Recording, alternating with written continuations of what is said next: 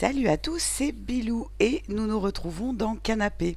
Alors avant que je vous présente mon invité, vous n'aurez malheureusement pas d'image pendant cette interview papote parce que Usul, qui est avec moi, coucou Usul.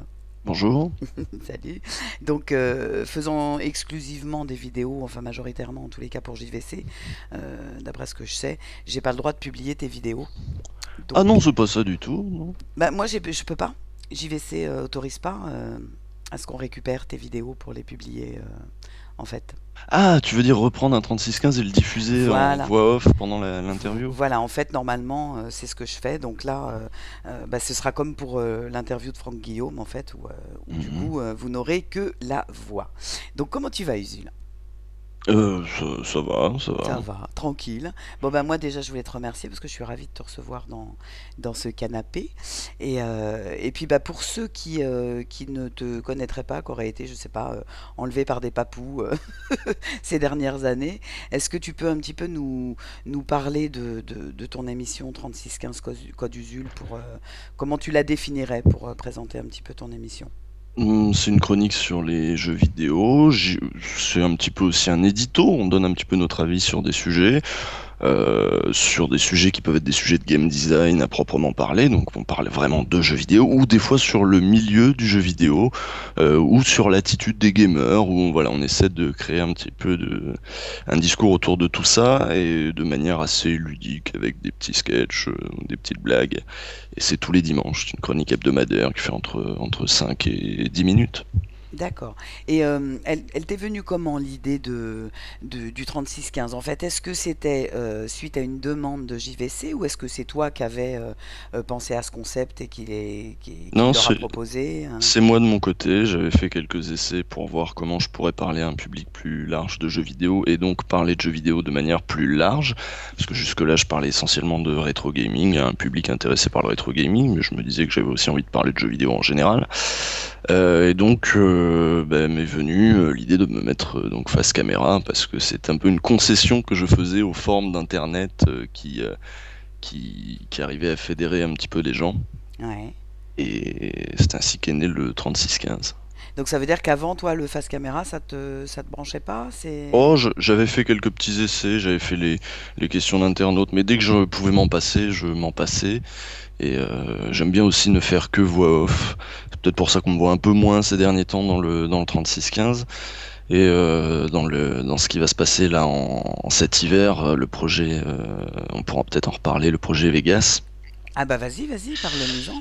Eh bien cet hiver à partir là, il me reste très peu de 36-15, là il m'en reste, enfin avant la saison d'après, mais il y aura une petite pause pour les vacances d'hiver. Vous aurez le droit à la diffusion de ce qu'on a tourné cet été à Las Vegas. C'était un championnat de Street Fighter 2. Ah oui.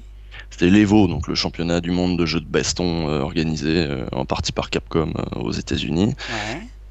Et donc on y est allé pour suivre un champion français et suivre sa progression dans le tournoi. Le champion français, ça tombe bien, c'est un champion de Super Street Fighter 2 Turbo, c'est pas Street 4 quoi, c'est Street 2 Turbo. C'est une scène qui est pas exactement la même, avec des joueurs un peu plus âgés, qui ont pas mal réfléchi sur Street Fighter parce qu'ils y jouent un peu depuis 20 ans.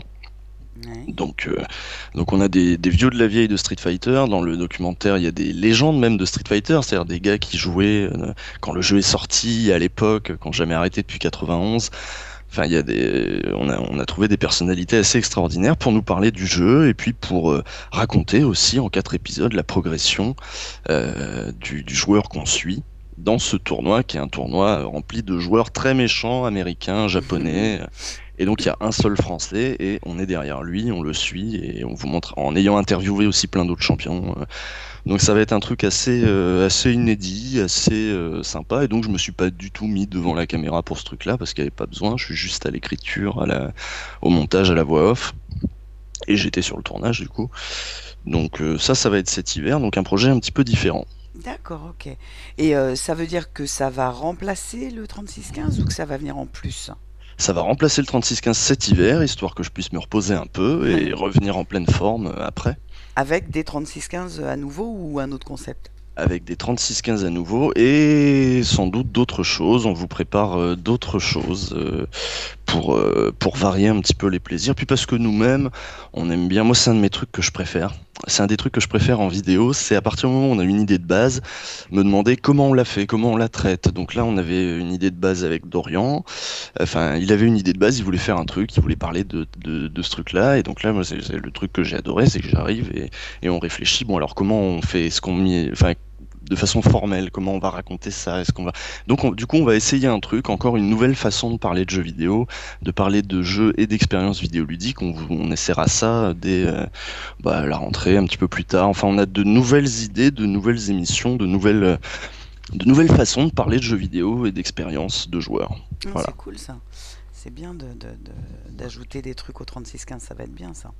Bah, je peux pas en dire beaucoup plus, mais enfin moi, en général, quand je fais un truc, c'est comme sur Vegas, en fait, ce que je suis en train de faire sur les champions de Street Fighter, c'est un truc que j'aurais aimé voir et qui n'est pas fait, donc je le fais. C'était un peu pareil pour les Ouais, ouais. 36-15, un mec qui me parle de jeux vidéo et en faisant des blagues et tout ça, j'aurais aimé le voir aussi. Euh, quoi d'autre? Le truc qu'on prépare de nouveau pour la rentrée, c'est pareil, c'est un truc que j'aurais bien aimé voir. Et vu que j'ai l'idée dans ma tête un peu de ce que j'aimerais bien voir et qui n'existe pas trop, en général, j'essaie de faire ce que je peux pour le faire moi-même, le bricoler comme je peux avec mes limites à moi, pour que ça ressemble quand même à quelque chose et que ça soit acceptable. Mais au moins, je sais, j'ai l'intuition que c'est quelque chose qui, pour l'instant, n'est pas fait. Donc, je me dis qu'il y a éventuellement un public, au moins ceux qui sont prêts à être étonnés par une nouvelle façon de parler de jeux vidéo. Ouais, bah, en tous les cas, c'est un bon moyen, effectivement, de trouver des concepts que de te demander qu'est-ce que toi t'aimerais voir. Ça, Mais ouais, après, faut me faire confiance. c'est ça. Bah écoute, vu le 3615, a priori, je pense que il y en a pas mal qui risquent de te faire confiance à la base. Espérons-le. Espérons-le, on va voir. Juste, est-ce que tu peux reculer encore un chouille ton micro? Je souffle dedans comme un Ouais. porc. En fait, ça tape, tu sais, ça. Ah, oui, c'est pas terrible. Vas-y, Là, voir, c'est mieux? parle un coup. Ouais, ça a l'air mieux, ouais. Ouais, ouais. Ok. Donc je reprends. Et du coup, comment t'es rentré en contact avec jeuxvideo.com? Parce Ils que avaient déjà... Ouais, Oui? pardon. Parce que j'allais dire, parce que souvent, les gens se posent la question de savoir, mais comment est-ce qu'on peut rentrer en contact avec jeuxvideo.com, etc. Donc ça s'est passé comment pour toi? Eh ben, ils ont contacté Realmup et Cœur de Vandal qui faisait déjà 80 miles à l'heure depuis longtemps. Et Ouais. ils ont dit est-ce que vous voulez faire à peu près la même chose sur jeuxvideo.com et ils ont créé Speed Game qui est à peu de choses près la même chose. Bon, ils ont rajouté des trucs quand même un petit peu, ils ont adapté et ils ont mis ça sur jeuxvideo.com. Mais jeuxvideo.com cherchait toujours des chroniqueurs vidéo parce que Fanta et Bob venaient de partir. Diablo X9 allait pas tarder à se barrer aussi.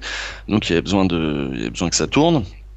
Et ils ont demandé à Realmup et Cœur de Vandal, est-ce que vous connaissez des gens qui font des vidéos sympas? Parce que eux-mêmes écumaient le web à la recherche de trucs. Je me souviens avoir discuté donc du coup avec le rédac chef qui me disait mais ils font tous la même chose. Soit voilà, ils se filment en train de parler, en train de jouer au jeu. Les youtubeurs, c'est un peu toujours le même truc. On veut pas avoir ça sur jeuxvideo.com. On voudrait des petits formats un peu différents avec des qui fassent un peu émission, un peu plus que vidéo YouTube quoi.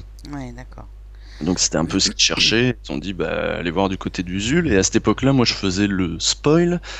Et moi je pensais leur filer le spoil. Je me disais ça c'est un truc qui fait émission, c'est sympa, j'ai de la voix off, c'est un peu dynamique. Et ils ont dit ah non nous on veut le 36-15 le machin. Et c'était pas tellement abouti. Ouais. C'était Ouais, c'était pas tellement abouti à l'époque. Moi, j'étais pas très très fier du truc, donc j'ai fait plusieurs pilotes, j'ai essayé de creuser un peu le truc, mais on voit même que quand j'arrive sur jeuxvideo.com, dans les premiers 36-15, on voit que je sais pas encore trop ce que je veux faire et que c'est encore un peu hésitant, quoi. Ouais. Et c'est donc toi et Dorian hein, qui écrivez, hein, je crois. Ouais, Dorian m'a rejoint en cours de route à l'écriture. D'accord. Et du coup, il me semble que tu mets à peu près plus ou moins 5 jours à produire un 36-15. C'est ça. Là, 2 jours d'écriture en général. Des fois, ça s'étale sur 3. Et puis un jour de tournage et un jour de montage. Là, aujourd'hui, par exemple, j'en suis au jour de montage pour le prochain. D'accord. Donc voilà, ça vous donne également les auditeurs, ça vous donne un petit peu comment dirais-je, oh, je trouve pas mon mot. Enfin, Une une idée? idée, voilà, Hmm. il était simple comme mot pourtant. Ça vous donne une idée à peu près du temps que prend à réaliser une émission donc de 8 minutes en moyenne à peu près, hein. À peu près, ouais. C'est ça, hein. Donc voilà, 5 jours pour arriver à produire un truc de qualité, c'est quand même, ça fait quand même beaucoup hein, pour un truc de 8 minutes. Ça fait beaucoup. C'est vrai que l'investissement temps, résultat final, il est assez conséquent. Surtout qu'on est plusieurs.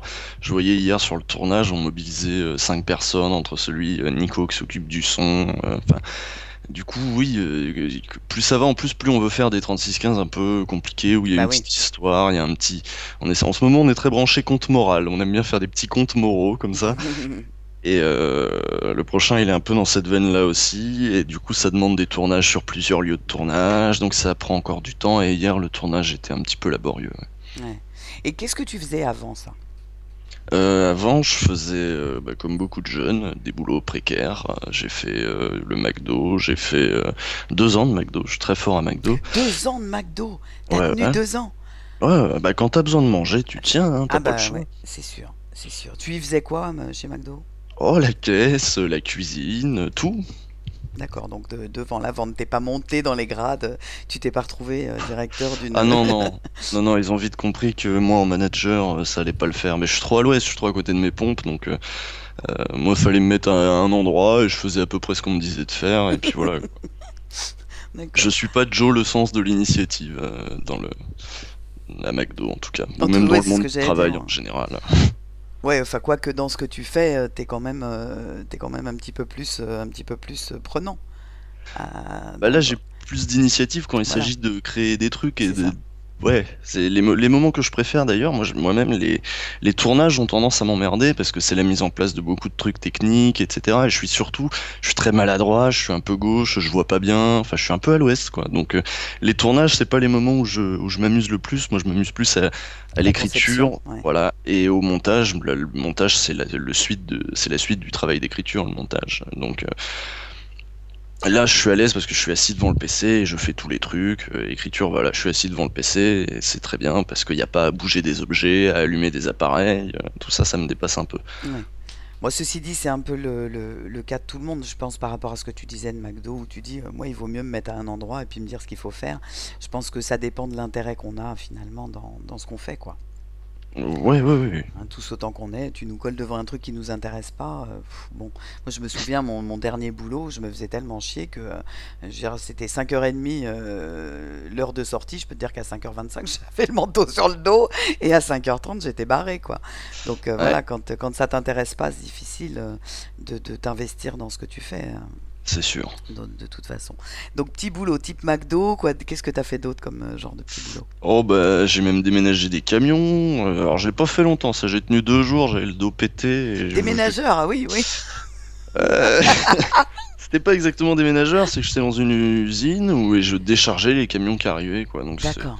j'étais pas très fort, j'étais avec que des gros blacks qui faisaient ça, ils te soulevaient les trucs D'une en main, 2-2. c'est ça? Et moi j'étais là tout chétif au milieu et je servais à rien. Donc bon, c'était pas terrible. J'ai fait après des trucs d'intérim, j'ai fait pas mal de trucs, hein. En intérim, tu cherches du boulot, t'en trouves, des trucs pourris, mais t'en trouves. Ouais, ouais, c'est vrai. Et enfin, je dis des trucs pourris, je dis pas ça pour les gens qui y bossent, je dis que des trucs pas bien payés, des trucs où tu Pas sais pas forcément si, intéressant. où tu connais pas la durée de la mission, enfin, c'est la précarité au quotidien, quoi. Ouais, ouais, ouais. Donc ça, y a pas de problème, des trucs précaires, quand on cherche, on trouve. Ah, ça c'est clair. Ça c'est Et clair. donc j'ai fait bah, de la logistique, quoi, des trucs où j'étais dans des chaînes et où il y avait des cartons qui arrivaient, ça j'en ai fait plusieurs. J'ai fait ouais, l'usine la nuit, l'usine le jour. Le télémarketing, j'ai terminé par le télémarketing parce qu'assez rapidement je me suis rendu compte que j'y arrivais quand même assez. J'y arrivais mieux avec de la voix et du baratin. Ouais, J'étais j'ai meilleur fait qu'à ça bouger des aussi, ouais. caisses. J'ai Voilà. fait ça aussi, le télémarketing. C'est assez terrible d'ailleurs. J'en ai fait longtemps, j'en ai fait 2 ans, j'ai vendu des systèmes de sécurité, des panneaux solaires, des assurances santé. Ça, je Mon crois que c'était Dieu. le plus chaud. Ouais. Et le pire, c'était, j'ai vendu des espèces de trucs. Enfin, c'était horrible, je devais appeler des bourgeois pour les. Enfin bon, c'était terrible. Pour le, pour les aider à faire des À investissements. placer leur patrimoine. C'est ça, pour les aider Non, à faire des investissements où ils paieraient pas d'impôts, quoi. t'as fait ça. Ouais, ouais, ouais. Oh mon Dieu. Je l'ai pas fait longtemps, mais pareil, faut bouffer, quoi. Bah C'est bien sûr, bien sûr. Ça, c'est triste, tu vois, quand tu fais ce genre de boulot, t'es pas, tu rentres chez toi, tu fais, oh putain, Ouais, à quoi je sers dans ce monde. dans ce monde de merde. Ouais, ouais. Mais malheureusement, hein, il y en a quand même un paquet hein, qui font des boulots dans lesquels ils se reconnaissent pas. Hmm. Il y en a un paquet. Donc, t'étais dans quel coin, situé dans quel coin? Orléans d'abord, c'est là où j'ai fait pas mal de McDo j'étais au McDo de Saran, au McDo d'Orléans, j'ai fait plusieurs McDo. Ouais. Et après, j'ai bossé aussi un peu à Paris. À Paris, j'ai fait que tout ce qui est télémarketing. Ah non, j'ai fait aussi du tri de courrier, des conneries. D'accord. Et j'ai cru comprendre que tu avais fait les beaux-arts sans les finir. Et Ouais, mais c'est vrai qu'à chaque fois, on me demande ce que j'ai fait, je dis Beaux-Arts, donc ça fait le gars qui passe son temps à dire qu'il a fait les Beaux-Arts, alors que j'ai fait 3 4 enfin, j'ai fait le premier semestre, quoi. d'accord, oui, donc c'est même pas que tu les as pas finis, c'est que t'as pas vraiment commencé en Voilà, fait. et je suis pas fier d'avoir fait les Beaux-Arts, si tu veux. Je suis arrivé là parce que je savais pas ce que j'allais faire, je me suis pas du tout reconnu dans le truc, je suis pas sûr d'en avoir retiré grand-chose, donc je me présente pas en tant qu'ancien des Beaux-Arts, c'est pas mon identité principale, non. Et qu'est-ce qui a fait que t'as arrêté?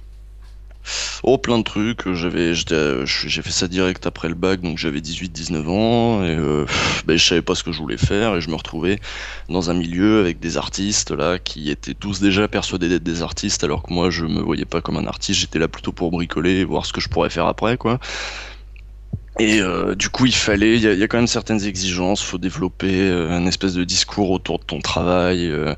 La majorité des gens, c'est un peu fumeux, puis c'est faire de l'art bourgeois, quoi. C'est faire de l'art qui va parler qu'à ceux qui ont le bagage culturel pour comprendre ce que veut dire carré noir sur fond noir, tu vois, des trucs comme ça. Enfin, il y en a il y en a pas beaucoup qui soient allés au-delà de Duchamp. Moi, j'ai l'impression que depuis Duchamp, il n'y a pas grand-chose qui a été refait de vraiment ouf. Donc, faire ce, enfin, c'est assez confus ce que je dis, mais en gros, c'est des gens qui font de l'art pour l'art.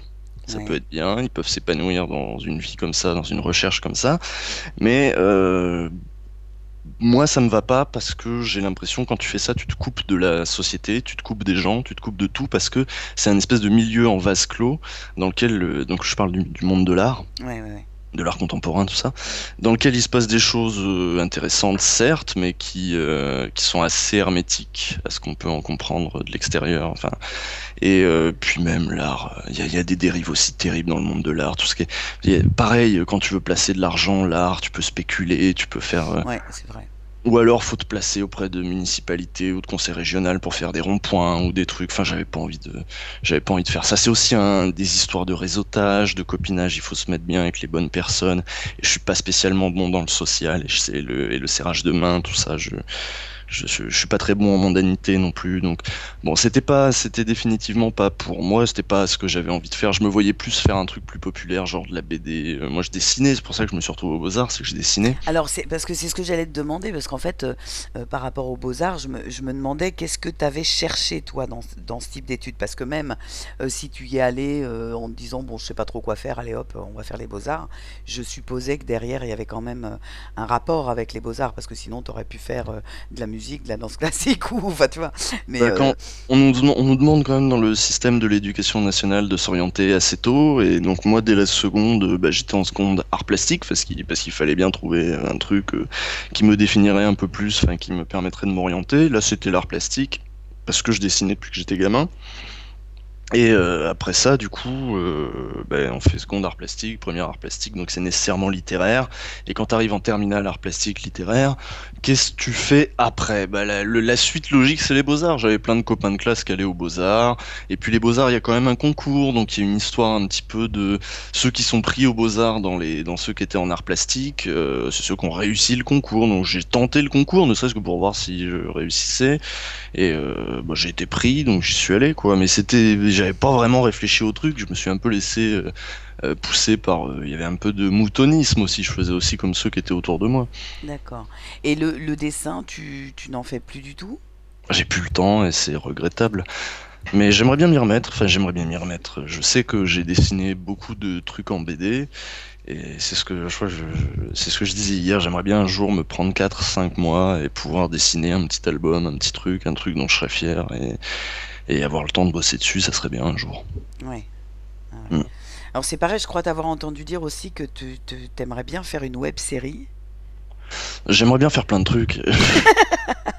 Quand je disais web série, c'est que j'aimerais bien ajouter un peu de fiction dans ce que je fais, un petit peu de parce que j'aime bien écrire des situations, des scènes, des machins, parce que Tu sais, il y a dans le 3615 et dans beaucoup de ce qu'on fait en jeu vidéo, c'est beaucoup du documentaire. Même là, ce que je fais sur Vegas, c'est aussi du documentaire. On se retrouve à expliquer plein de Ouais, ouais, trucs de ouais. manière assez impersonnelle. Et quand on a quelque chose à dire, euh, ça c'est ce que je vois dans les 3615, parfois j'ai quelque chose à dire, du coup je le dis de manière un peu frontale, de manière, allez hop, je le dis. Alors que la fiction, même quand tu as des choses à dire, elle te force à prendre des détours. Il va falloir que tes personnages disent, mais pas exactement ce que tu penses, un petit peu autre chose, et puis que les situations amènent le spectateur à penser la chose comme toi tu avais voulu qu'il la pense. Enfin, c'est plus subtil la fiction, et c'est peut-être plus amusant, un petit peu plus freestyle. C'est un truc qu'en tout cas j'ai envie d'essayer, et que j'ai déjà en partie expérimenté dans les 36-15. D'accord. Et donc, bon, c'est vrai que ça a l'air de montrer chez toi une attirance en tous les cas pour tout ce qui est artistique, entre, entre ce que tu fais aujourd'hui, les beaux-arts, les idées de web-séries, etc. Bah, artistique, tout ce qui est création de trucs. Création, ouais, ce que Ouais, j'appelle artistique, oui, c'est ça, c'est plus effectivement au sens création.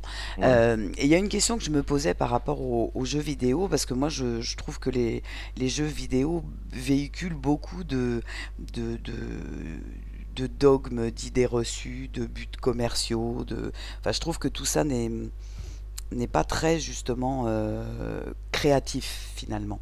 Tu trouves? Bah oui, ouais. C'est-à-dire, mais c'est parce que tu joues. Alors, ce que je veux dire, c'est que euh, bah, ça reprend, par exemple, tu prends t'as des jeux vidéo, les histoires, ça va être, ils vont revenir sur la dernière guerre mondiale avec Hitler. Enfin, tu vois, ça ne reprend que des choses qui sont finalement, je trouve, très peu créatives. Assez convenu, ouais. Ouais, Mais c'est parce que tu regardes dans les blockbusters, machin. Alors, le jeu vidéo, évidemment, c'est une industrie qui, comme toutes les industries, à un moment, il y a une normalisation, il y a une standardisation des produits parce que, tout simplement, c'est un truc tout bête, mais quand tu investis des millions dans un projet de jeu vidéo, il faut qu'il plaise à un maximum de gens pour être rentable. Et pour qu'il plaise à un maximum de gens, ben, il faut retirer beaucoup des aspérités qui pourraient faire en sorte que ce jeu ne touche pas le public le plus large possible. Donc il faut des jeux assez consensuels, il faut des prises de risques limitées, parce que sinon c'est pas rentable. Donc dans le modèle économique actuel, si tu veux voir des choses audacieuses, évidemment qu'il faut pas aller vers les blockbusters, les Resident Evil 6 et compagnie. Il faut aller fouiller dans les jeux indés et là tu vas trouver des trucs extraordinaires faits par des équipes de 3-4 gars ou même d'un seul gars avec des partis pris artistiques audacieux, avec des idées nouvelles. Ce qu'il y a, c'est que ça demande un petit peu une mentalité de fouineur, quoi, ouais, ouais, ouais. d'explorateur, parce qu'il y a quand même des millions, les millions de choses. Enfin, je dis des millions, il y en a beaucoup sur la toile des jeux, il y en a partout. Des sorties indés, des trucs comme ça, faut aller fouiller sur le Xbox, le Xblig, là où il y a les jeux indépendants, où il n'y a pas de contrôle tellement de Microsoft, et là tu trouves aussi des fois des trucs, mais des trucs trop nuls, mais quand tu fouilles au milieu des trucs trop nuls, tu vas en avoir un, bon bah l'idée va peut-être pas jusqu'au bout, parce que ça aurait demandé plus d'investissement, mais il y a une putain d'idée au milieu, et tu te dis, bah il y a des mecs qui cherchent, il y a encore beaucoup de choses à faire avec le jeu vidéo. Ben, Beaucoup. moi je trouve, oui, justement, que. Mais tu as raison, en même temps, c'est vrai que moi qui suis arrivé très tardivement dans le jeu vidéo, vu mon âge, euh, du coup, c'est vrai que je connais surtout les blockbusters, tu as raison, je connais très très peu de jeux indés. Et c'était la réflexion que je me faisais, je me disais, mais merde, il y a tellement d'idées novatrices qu'on pourrait avoir. Pourquoi on se retrouve toujours avec des espèces de trucs dogmatiques, des trucs téléphonés qui sont vus, revus et corrigés, etc. Et c'est pour ça que je voulais t'en parler en fait. Parce que tu joues pas assez au bon jeu, faut jouer au C'est bon jeu. ça, ouais, ouais, c'est certainement ça. Il y en a, et j'avoue, il n'y aurait pas Internet, il n'y aurait pas cette possibilité que chacun a de commencer à créer des trucs dans son coin et de les partager. C'est sûr que si on devait regarder que ce qui sort en magasin, ce serait un peu triste. Mais heureusement, non, il n'y a pas que ça. Parce que finalement, ça me fait vachement penser c'est bon, ça va peut-être choquer ce que je dis, mais au programme télé ou au film, au cinéma, tu vois, qui c'est pareil, on sort toujours les mêmes types de films, toujours pareil dans les blockbusters, hein, Mhm. où t'as le mec qui va aller sauver la planète contre les méchants vilains musulmans qui veulent. Enfin, tu vois, il y a toujours ces espèces de trucs qui véhiculent finalement souvent des messages de merde et qu'on retrouve vachement, je trouve, dans le jeu vidéo. Ou au moins des messages consensuels, assez peu. Ouais, ben, c'est le problème de faire du mainstream ou de pas faire du mainstream. Mais il y a après des trucs mainstream qui sont aussi formidables et qui apportent beaucoup. C'est dur de faire des grosses catégories, même dans les blockbusters. Des fois, tu vas avoir des idées formidables. Alors, en général, c'est pas des idées qui viennent de nulle part, c'est des trucs que tu as pu voir 10 ans avant dans le cinéma indépendant. Ou des... Tu sais, tu peux aussi voir ça comme ça, comme le cinéma indépendant ou la scène jeux C'est ça, vidéo ouais. indépendante. C'est des gens qui essayent des trucs, et des fois, c'est des trucs qui sont récupérés plus tard par les blockbusters, par les plus gros trucs pour quand ça aura fait ses preuves, quoi, comme que ce soit des mécanismes de narration ou de gameplay, voilà. Mm. Mais je désespère pas. Enfin, moi, si tu as un discours décliniste comme ça, c'est sûr, tu dois être triste si tu te dis. Mais c'est ton constat la culture mainstream qui est extrêmement consensuelle, qui toi commence à t'emmerder. C'est une bonne chose. Je pense que tu n'es pas la seule à te dire ça, et ça devrait au contraire plutôt que de se plaindre, motiver les gens à aller chercher ce qui se passe à côté, Oui, oui, non, mais ça c'est ou sûr. même à plus regarder ces trucs, quoi. Ceci dit, j'allais dire aussi que le truc qui est pas logique chez moi, c'est que ça m'empêche pas d'y jouer en même Hum, temps. Tu vois, hum. c'est-à-dire qu'il y a aussi des jeux de ce type-là que j'ai adoré ou que j'adore et auxquels je joue. Mais c'est vrai que je me faisais cette réflexion de me dire, bon, voilà, faudrait arriver à sortir un petit peu de ça. Mais là où tu as raison, c'est que je ne fais pas la démarche en fait d'aller chercher des jeux indés, mais déjà parce qu'en fait je sais pas vraiment où aller les chercher. Ouais, il faut s'orienter, c'est un peu la jungle. Ouais. Mais pour revenir ouais, sur les sur les gros trucs nuls, tu vois, les grosses productions nulles, une petite phrase de Coluche qui est marrante, c'est il suffirait que les gens l'achètent pas pour que ça se vende pas, tu vois. Ah bah, Des fois tu te dis ça, tu te dis c'est un peu triste, pourquoi les gens aiment ça, quoi. c'est ça, mais ça, de toute façon, je pense que c'est beaucoup, enfin c'est mon opinion. Après, on n'est pas Mais tous faut d'accord. pas blâmer, voilà, faut pas blâmer les gens. C'est parce que c'est dur pour les autres trucs d'exister. C'est comme pour la musique. Je disais un truc il y a pas longtemps sur la musique pop, quoi, les Lady Gaga, les conneries.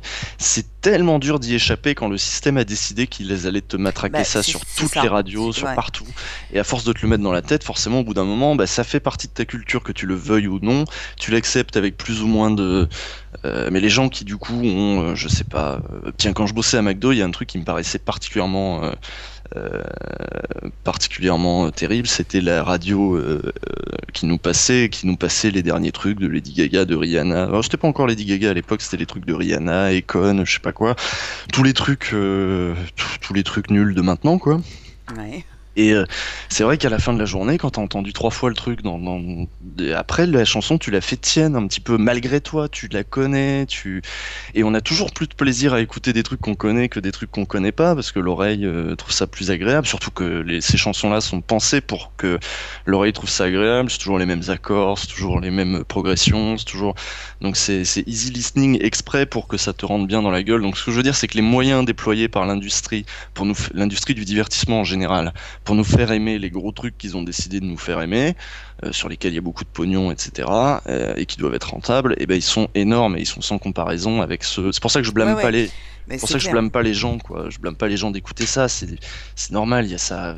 On te bourrine avec ça de partout. C'est ça, c'est exactement comme le problème qu'on a avec l'industrie pharmaceutique, l'industrie alimentaire, etc. Les gens ont tendance à oublier que ce sont des consommateurs et que donc à partir de là, s'ils changent leur système de consommation, ils ont bel et bien un impact. C'est-à-dire je pense qu'on a trop Ah, on a, non, ça, je pense que c'est un mythe. Enfin, ah, comment alors dirais-je? moi je crois pas. Moi je pense qu'on a trop justement l'impression que c'est foutu, que de toute façon maintenant aujourd'hui si tu veux t'alimenter différemment ou te soigner différemment, tu peux pas parce que ça fait des années qu'on te répète qu'il faut faire comme ci, qu'il faut faire comme ça, etc. Et moi je suis persuadée du contraire, c'est-à-dire que je suis persuadée que en tant que consommateur, si demain on se mettait tous à boycotter, je vais te prendre une question, enfin un exemple à la con, on se met tous à boycotter Coca-Cola. Mhm. Bah Coca-Cola tombe, hein. Mais alors, il y a autre chose, ça serait valable. Enfin, l'idée de croire en la liberté du consommateur de modifier le système, déjà, ça nous montre bien que notre marge politique la marge politique qu'on laisse aux citoyens, elle est quand même maigre. Ah, c'est clair. C'est-à-dire que comme choix, on a le choix de quoi? De consommer comme nos choix de société doivent être finalement des choix de consommation. Si on Oui, n'est pas content, on n'achète pas. Et puis voilà. ouais, tout à Donc fait. déjà ça c'est un peu triste. Et surtout c'est un pouvoir illusoire. Pour avoir un consommateur qui consommerait de manière militante, il faudrait un consommateur qui soit informé de manière neutre, enfin avec ou pas de manière neutre justement, mais qui soit informé pas par les mêmes gens qui leur vendent des trucs. Tout à fait. Ça, Tout à fait. la porte de sortie possible de ça, c'est Internet. Mais Quand je alors, c'est disais, ce que j'allais dire, ça commence à être possible avec voilà. Internet. Et quand je disais, il y a du matraquage depuis le haut pour qu'on écoute ça, pour qu'on aille voir tel film, qui nous dit, voilà, c'est ça la culture maintenant mainstream, c'est faut que tu ailles voir ça, faut que tu écoutes ça.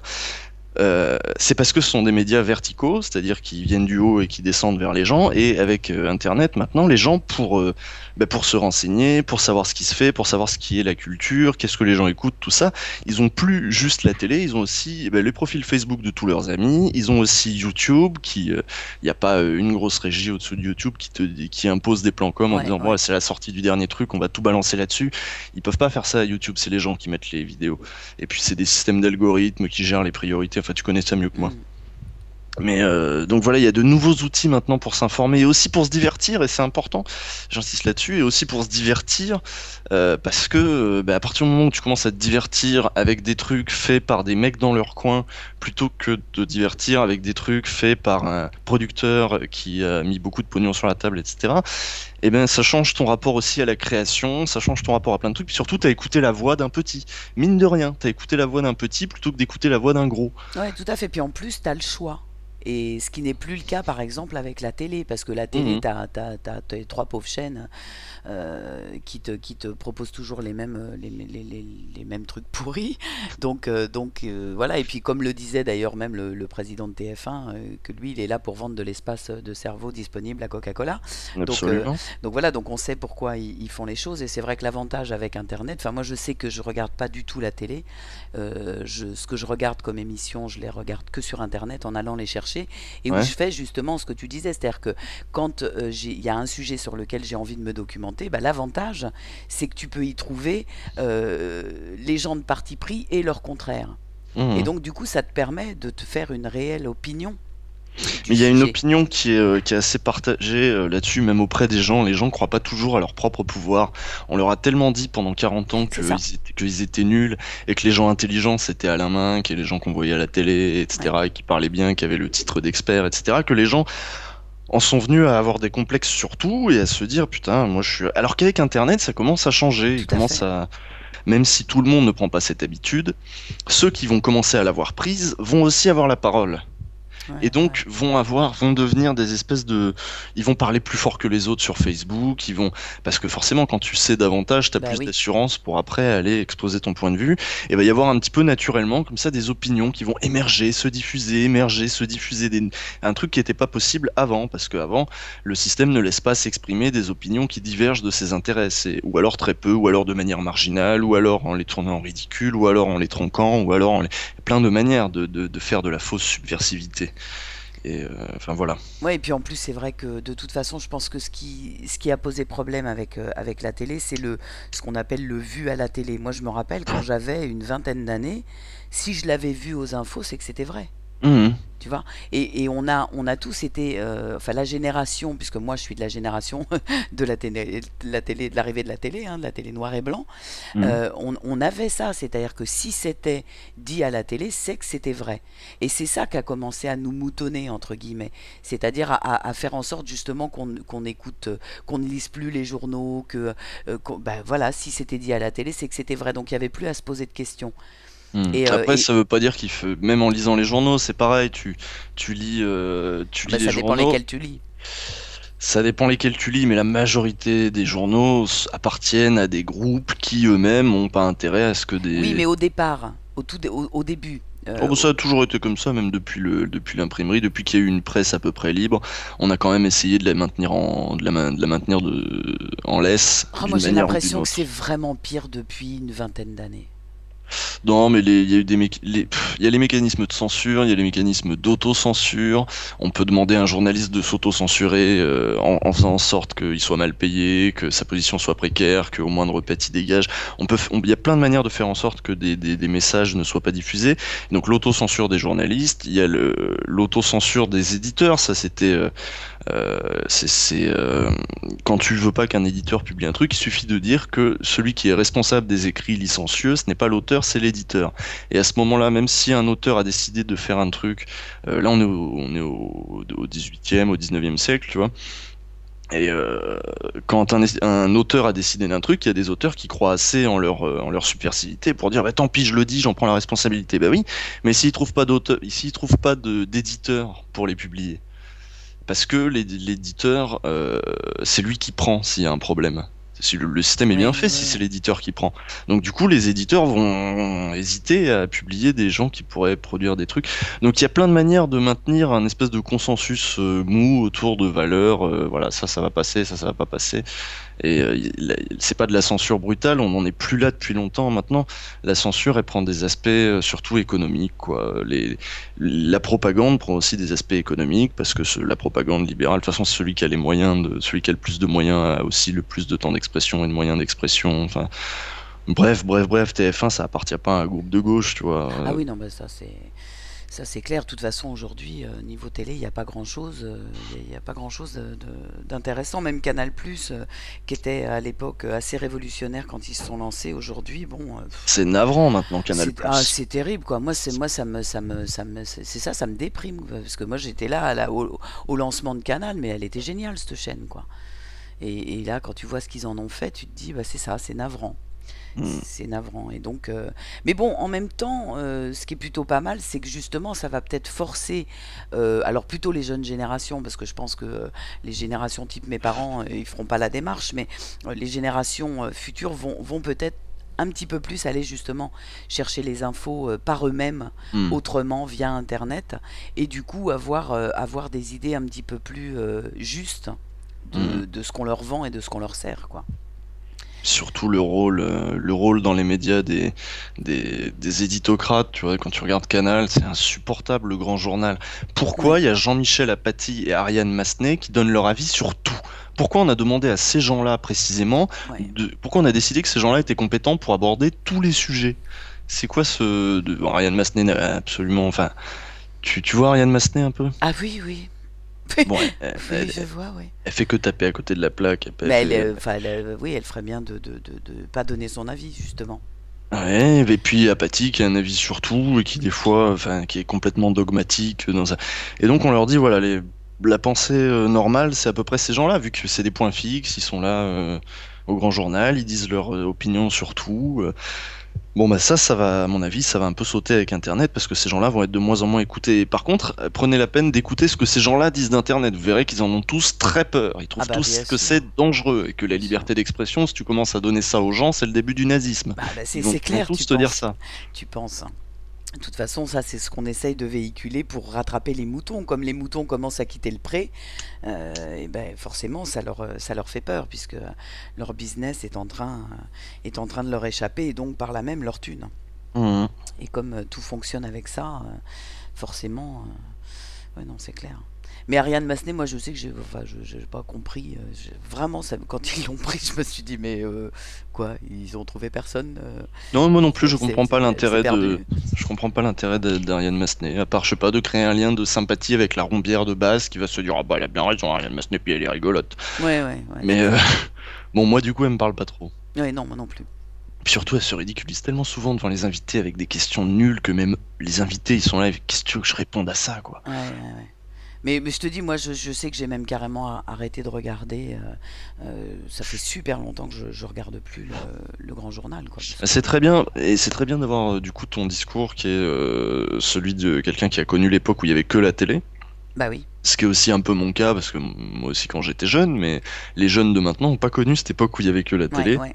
Et de voir que toi, même tu la regardes plus, c'est assez significatif. Ah oui, non, c'est pas possible. Puis moi, enfin, quand tu regardes, mais ne serait-ce que les infos, purée, tu t'aperçois que une manipulation, mais c'est au-delà de tout. Là, l'autre fois, je regardais une émission sur Internet où ils ont pris quelques exemples de journal télévisé suite à ce qui s'était passé en Libye.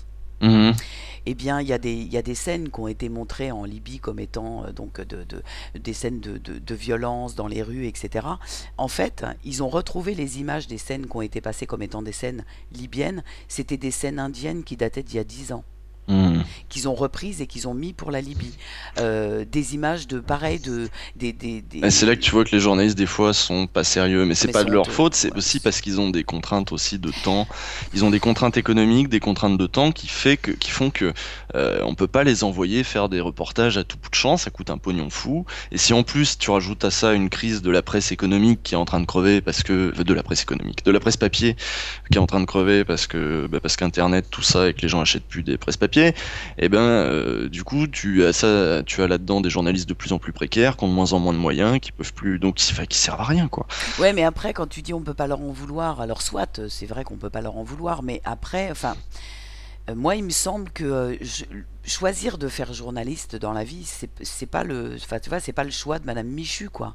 Quand tu Mhm. fais ce boulot-là, c'est que normalement, t'as des idées, t'as des valeurs qui vont avec. Pas nécessairement. Oh, enfin, je sais pas moi, ouais, ou alors je sais pas, c'est mon côté fleur bleue, je Non, sais mais pas pour. c'est qu'ils te l'ont super bien vendu l'image du journalisme. Mais c'est C'est surtout surtout ça. quand c'est arrivé à l'époque de Mitterrand, l'ouverture sur les différentes radios, les journaux, etc. C'était ça l'idée quand même à la base. C'était d'avoir des mecs qui te rapportaient ce qui se passait pour de vrai, pas pour de faux, pas qui voulaient juste te vendre du papier pour te vendre du papier. Mais la manipulation de l'information, elle est assez subtile. Quand on fait en effet l'exercice de regarder un journal télé, et tu parlais bon, d'une manipulation d'images assez grossière, à mon avis, qu'on peut imputer à un manque de temps, à des journalistes qui ont voulu faire le truc vite fait, qui se sont plantés dans leurs archives de je sais pas quoi. Ça, c'est bon, je vois ça comme ça. Ou alors un vrai, je m'en branle et je mets ces images-là, Bah, quoi. écoute, C'est franchement, je pense qu'il y possible. a un vrai je m'en branle, hein, parce qu'il y avait un autre exemple. Excuse-moi, je te fais juste cette Ouais. parenthèse pour nourrir ce que tu vas dire. Il y avait un autre exemple donc d'une interview pareil sur un truc qui s'était passé dans je sais plus quel pays et où ils avaient pris donc des étrangers, je sais plus, je crois que c'était ukrainien ou un truc comme ça, donc une langue que nous effectivement il y avait assez peu de chances qu'on connaisse. Et ben résultat des courses, la traduction de Antenne 2 et TF1 n'était pas la même. Mais Donc, ça, si ça, tu ça veux, aussi, c'est pas des mecs ils se sont pas gourés au montage, quoi. non, mais C'est ça aussi, ça peut délibéré. s'expliquer par des trucs, tu vois, genre ils ont un traducteur qui est moins bon que l'autre, ça se peut, des trucs comme ça. Ouais. Ce que je veux dire, c'est que Ouais, c'est non, mais les par contre, bisounours, là, un peu, quand même. c'est intéressant parce que ça te fait quand même descendre la parole du journaliste un peu de son piédestal ou de ce qui se passe à la télé.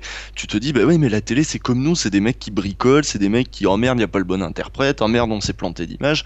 C'est des humains qui se plantent, et qui parfois, alors, ce dont je parlais à propos du journal, il y a des trucs qui sont à regarder, c'est la hiérarchisation de l'information. Qu'est-ce qui est important, qu'est-ce qui est pas important, par quoi on commence.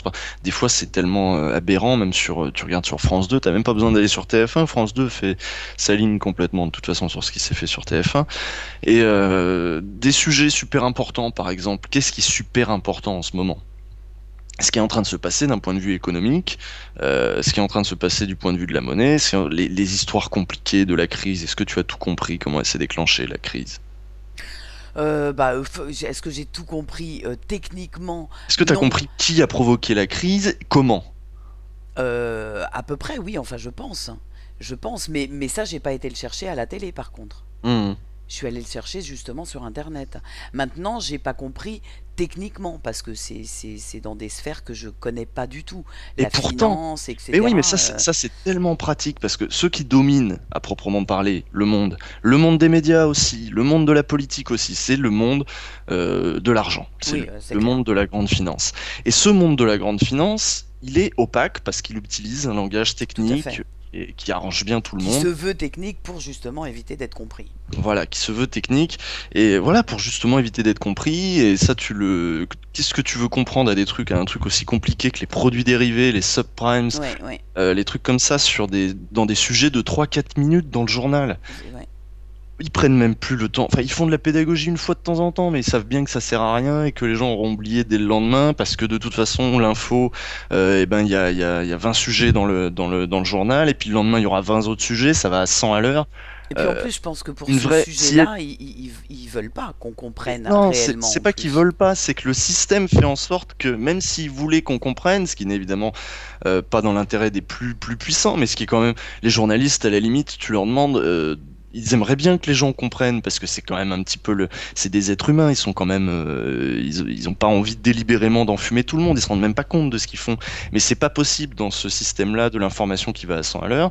Si on voulait être juste et accorder à chaque sujet le temps qu'il mérite, il faudrait passer beaucoup de temps tous les soirs à expliquer ces trucs-là parce que c'est primordial, parce que c'est ça qui va décider du destin du peuple, parce que c'est ça qui va décider de l'avenir de nos nations, parce que si la crise se règle pas en Grèce, peut-être que, enfin, mais sans faire de l'alarmisme. Là, ce qu'ils se contentent de faire, c'est nous expliquer avec des mots compliqués un petit peu ce qui se passe. Donc la dette, la souveraineté. Enfin non, ils parlent pas de souveraineté, mais la crise budgétaire, le déficit public, avec des grands mots comme ça où personne comprend exactement ce qu'il y a derrière, parce que c'est Ouais, ouais, ouais. compliqué ce qu'il y a derrière. C'est dur d'évoquer la notion de déficit budgétaire, par exemple.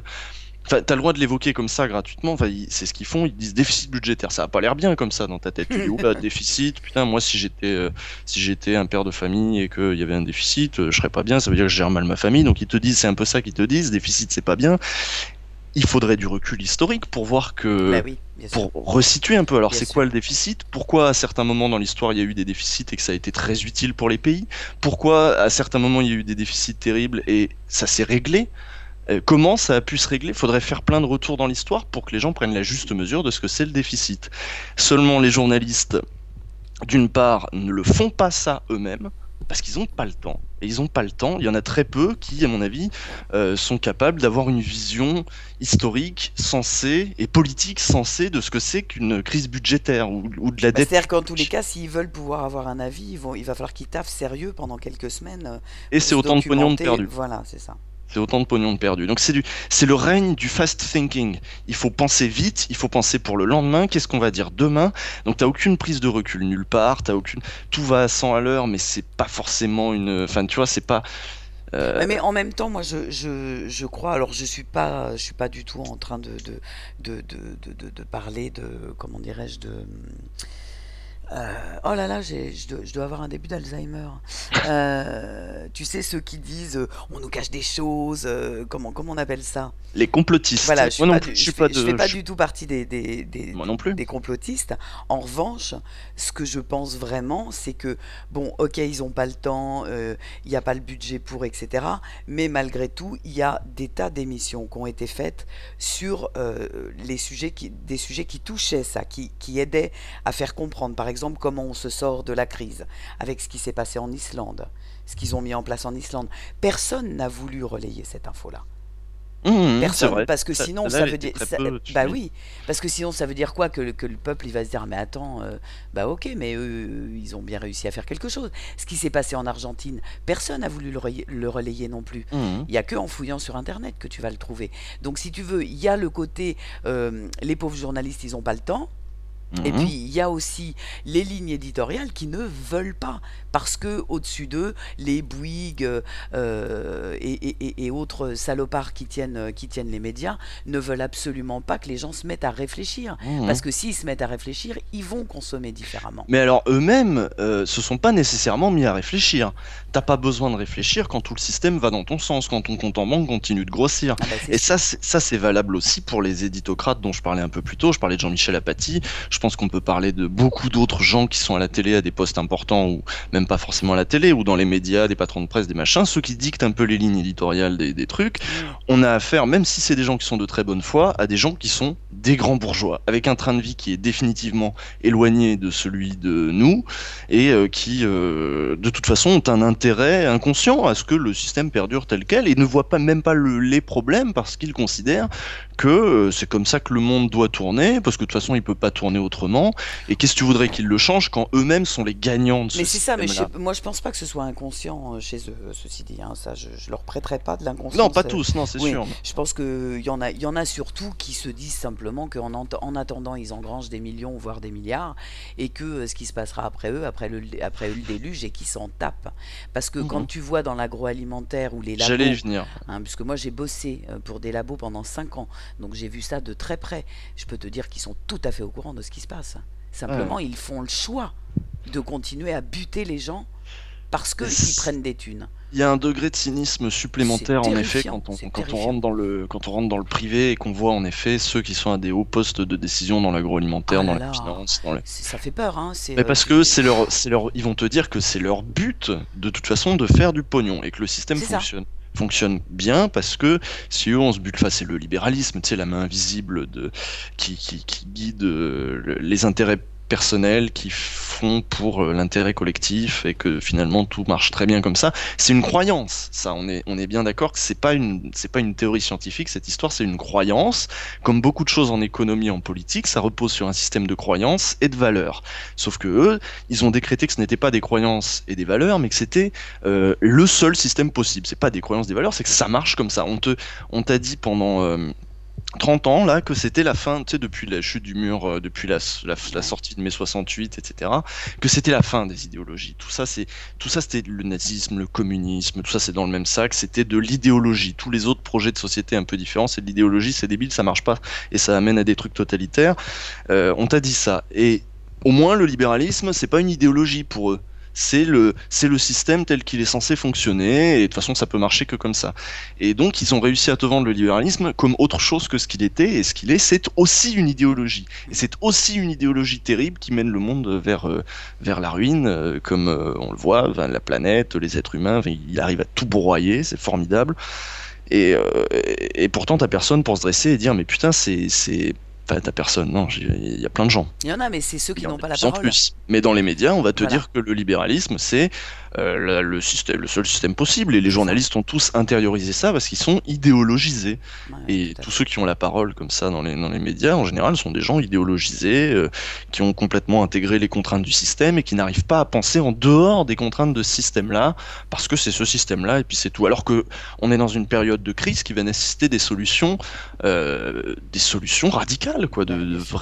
de vrais changements. Il va y avoir de vrais changements de société, à mon avis, dans les 20-30 ans à venir, et ils vont s'élaborer peut-être en partie entre les citoyens sur Internet. Du moins, c'est ce que j'espère. Il va y avoir va y avoir une machine qui va se mettre en marche un peu chez les citoyens, qui vont reprendre conscience de leur pouvoir et qui vont à un moment s'émanciper un petit peu de cette autorité. Terrible que conférait aux puissants la télé, les médias, etc. Les grosses boîtes d'agroalimentaire commandent des études à des boîtes semi-privées, semi-publiques, un Ouais, peu chelou, qui publient des études de consommateurs en disant voilà, il faut boire une bouteille d'eau par jour. Ils t'ont complètement biaisé le message, c'est complètement tarabiscoté pour que Nestlé vende des bouteilles d'eau c'est en ça. bouteilles en plastique derrière, parce que c'est eux qui ont commandé l'étude. Si tu te renseignes un peu, tu vois que c'est eux qui avaient commandé Ouais, l'étude. complètement. Demandez-vous, quand vous voyez des chiffres, quand vous voyez des études, quand vous voyez des machins, maintenant avec Internet, vous pouvez taper qui a fait l'étude, bah tu regardes, et tu regardes qui c'est ces gens-là, et si tu peux, tu te demandes comment elle a été commanditée, l'étude, et tu vas comprendre un peu mieux, parce qu'on va aussi essayer souvent alors c'est comme pour l'économie, on va essayer de masquer des trucs en te disant c'est scientifique, tu sais, avec le vernis du Oui, ouais, ouais, c'est scientifique ça. qui te fait tout prendre au sérieux en même temps. Ah oui, mais moi je suis qu'un pauvre citoyen, je connais moins bien les trucs que les scientifiques, je connais moins bien l'économie que les économistes. Et quels sont les économistes qui parlent dans les médias? C'est les économistes libéraux, quoi, les économistes qui trouvent que bon, en effet, c'est vrai, la crise c'était pas cool, mais on va régler ça et puis après ça va remarcher comme avant. Donc bon, quand ils ont le vernis de l'autorité, parce que scientifique, parce que économiste, machin, mais on va commencer à se rendre compte que ces gens-là, pas les scientifiques, mais par exemple les économistes, que ces gens-là sont des gens aussi idéologisés. On peut être économiste et être complètement dans le faux. C'est pas une science exacte, Ah bah surtout bien sûr, l'économie. bien sûr. L'économie, c'est une science humaine avec des facteurs. Alors certes, il y a des algorithmes, mais au-delà de ça, il n'y a pas d'algorithme pour gérer comment vont réagir les traders, à quel moment ils vont vendre, à quel moment les bulles vont éclater. Tout ça, des passions, des sentiments humains, des trucs que tu peux pas prévoir, quoi. La spéculation, bah, des fois, enfin, c'est une science humaine aussi, l'économie. Ouais, et c'est pour ça que quand je disais un petit peu plus tôt dans notre discussion que moi je reste persuadé que les consommateurs peuvent être bien plus influents que ce qu'ils À ce moment-là, dis ne pas pensent. consommateur, dis Alors, citoyen. mais c'est ce que en fait, j'allais définir ce que j'entends par consommateur. Hmm. C'est que moi, pour moi, quelqu'un qui regarde la télé, c'est un consommateur. Il consomme de la télé. Mhm. C'est dans le sens large où j'entends consommateur. Mais effectivement, citoyen, tu as raison. Et je pense qu'on peut vraiment commencer à agir de manière différente pour que les choses changent, quoi.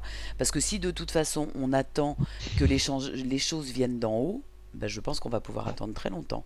Et Parce agir que, agir pour que les choses changent, c'est pas seulement privilégier le maïs sans OGM bien et sûr, prendre du maïs machin. bien sûr, C'est aussi proposer, mettre en place des tout à fait. initiatives sur l'agriculture, ça se fait.